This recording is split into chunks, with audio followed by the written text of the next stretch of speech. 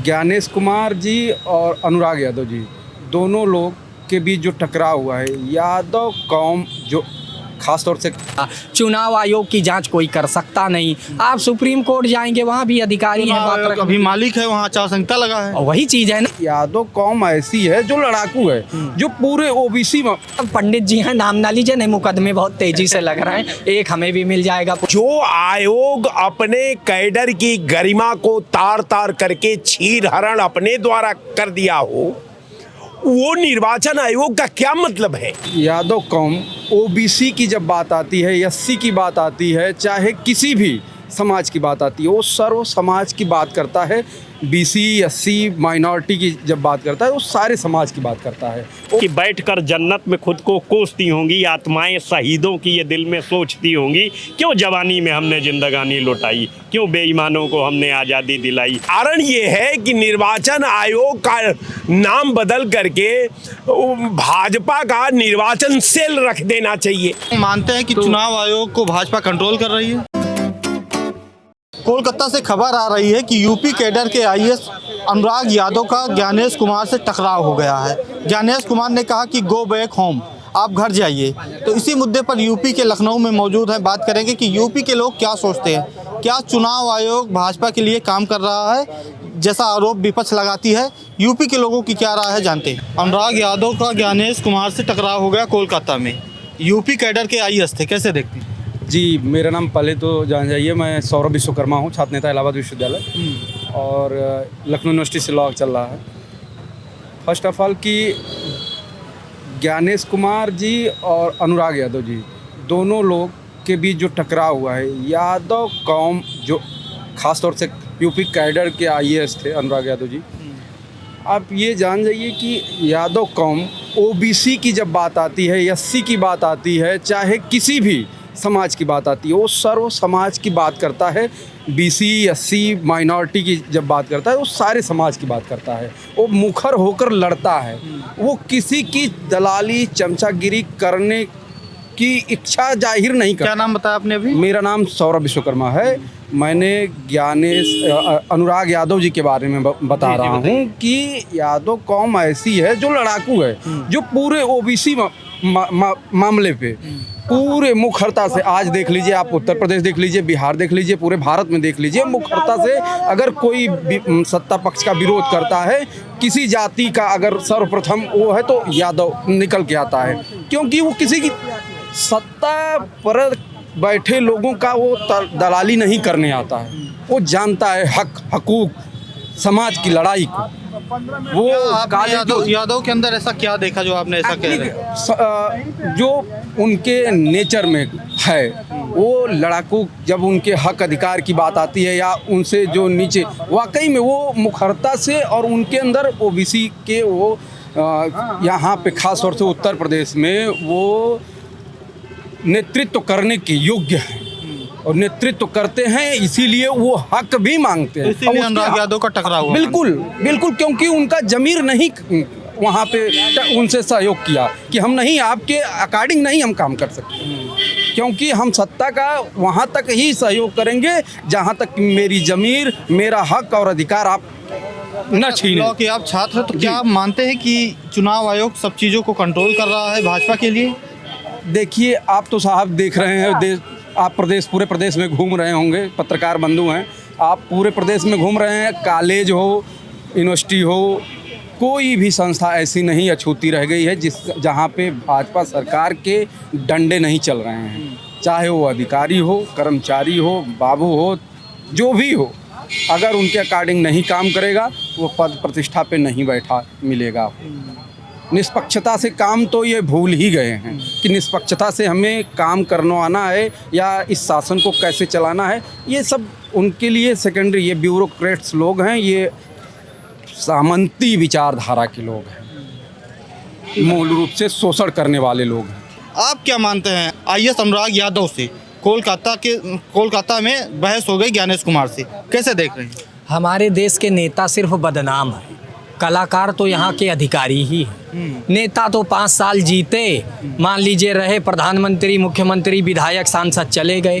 कलाकारी तो अधिकारियों में भरी है। ये तो एक बार आते हैं कुर्सी पे, 60 साल रहते हैं, जिसकी सरकार बनती उसकी जो है वंदना करके प्रमोशन लेते रहते हैं और बाद में यही हसर कौन किया? होता है। अनुराग यादव किया है कि ज्ञानेश कुमार किया? लोकतंत्र का हसर बाद में यही होता है, जब कर्तव्य और दायित्व से ऊपर निजी स्वार्थ आ जाता है। जब एक अधिकारी बहुत समय तक कुर्सी से चिपक जाता है तो परिणाम यही होता है। राय साहब ने एक नाम लिया TN शेषन साहब का। वास्तव में मैं उसी चुनाव आयोग की प्रशंसा करूंगा और उन्हीं की जो प्रेजेंट प्राइम मिनिस्टर को ये कह दे कि आप तो अयोग्य हैं, भारत में इमरजेंसी लागू करनी पड़ जाए, अपनी कुर्सी बचाने के लिए आपातकाल का दौर लाना पड़ जाए, तो ऐसा अधिकारी होना चाहिए।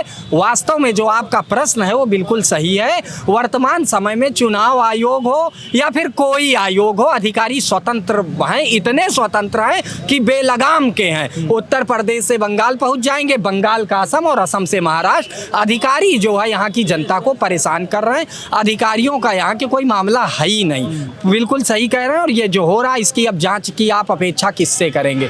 जांच करेगा भी तो कौन करेगा? चुनाव आयोग की जांच कोई कर सकता नहीं। आप सुप्रीम कोर्ट जाएंगे, वहाँ भी अधिकारी हैं, मात्र अभी मालिक है, वहाँ आचार संहिता लगा है। और वही चीज है ना कि अभी तो सारी पावर जो है चुनाव आयोग के अधीन अच्छा, है। मानते हैं कि चुनाव आयोग को भाजपा कंट्रोल कर रही है? देखिए, जहाँ तक आरोप लग रहा है और सत्ता जिसकी होती है कंट्रोल तो वही करता है। ये बात सही है। मैंने कहा ना कि बीजेपी बिल्कुल कर रही है, इसको घुमा फिरा के क्या कहना। ट्रेन में आ रहा होगा, झंडा लहरा रहा पूरा। हाँ, किसका? भाजपा का। हाँ, तो भाजपा का झंडा, भाजपा का गढ़ है यूपी। हाँ। लगातार 9 साल से योगी जी मुख्यमंत्री हैं आप। नहीं, सन 1950 से सन 1979 तक कांग्रेस का गढ़ रही है ये उत्तर प्रदेश।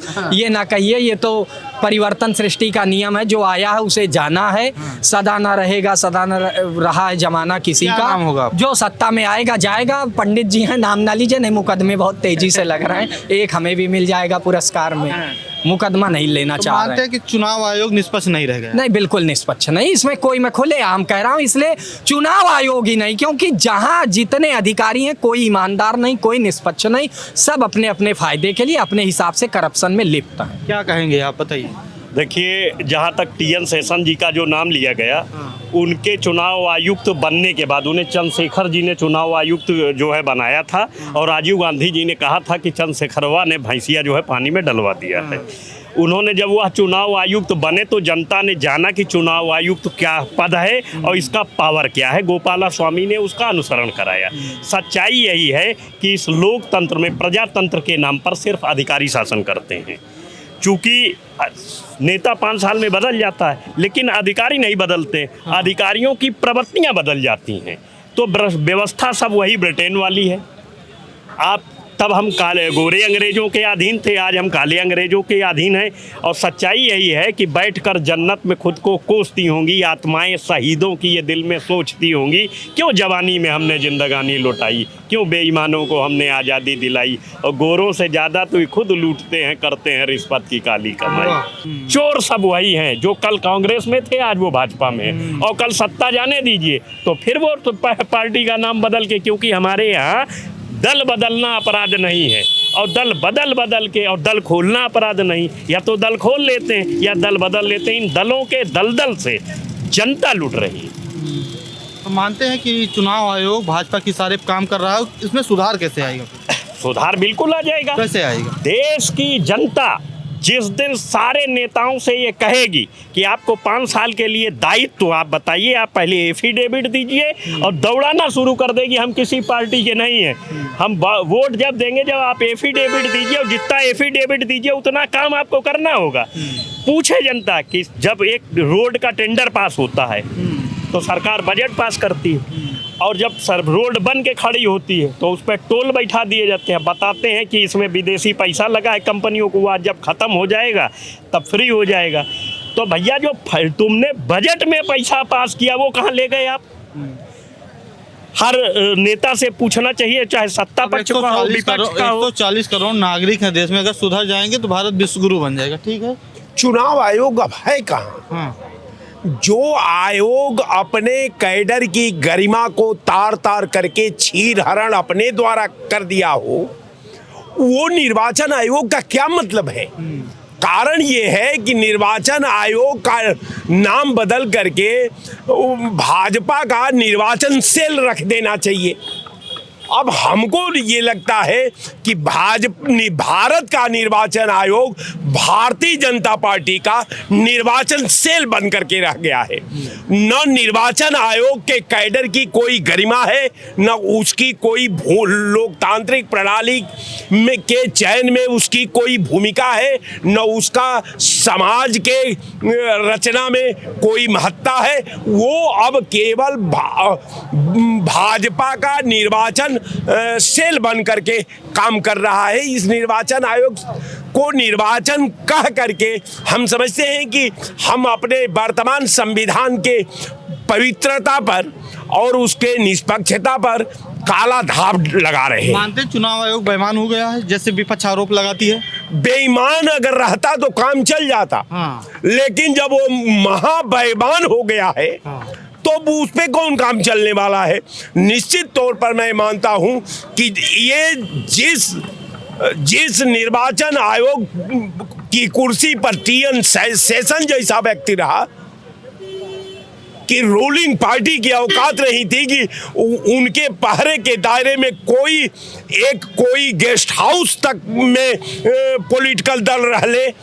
यहाँ तो मुख्यमंत्री के विमान में मुख्यमंत्री निर्वाचन में प्रचार कर रहा है। निर्वाचन आयोग का नाम बदल करके भाजपा का निर्वाचन सेल उसको बना देना चाहिए। अब वो इसी लायक बचा है उसको कहने का, आईएएस के कैडर का, आईएएस का परंपरा का, आईएएस का संवैधानिक अधिकार का। ये कमजोर है साहब, ये कमजर्फ के हाथों में कहीं तू जाम न दे साकी, ये पिएगा, पीकर बहकेगा और शामते जाम आएगी। यही भारत उसी दहलीज पर अपनी उपस्थिति दर्ज करा लिया है। ये भारत नया भारत है, मोदी का भारत है, 3 किलो गेहूं 2 किलो चावल का भारत है। ये नया भारत है साहब, मोदी का भारत, 3 किलो गेहूं 2 किलो चावल और शौचालय का भारत है। तो यूपी के लोग हैं ये जो कह रहे हैं कि चुनाव आयोग निष्पक्ष नहीं रह गया है। अनुराग यादव का ज्ञानेश कुमार से टकराव हुआ, उसके बाद तमाम तरीके की बात होने लगी, सोशल मीडिया पूरा पट गया। ज्ञानेश कुमार पर तरह तरह का सवाल उठने लगा कि ज्ञानेश कुमार भाजपा के लिए पूरी तरीके से चुनाव आयोग को भाजपा आयोग कर दिए हैं, ऐसा लोग कह रहे हैं। आपकी क्या राय है? कमेंट में बताइएगा। धन्यवाद।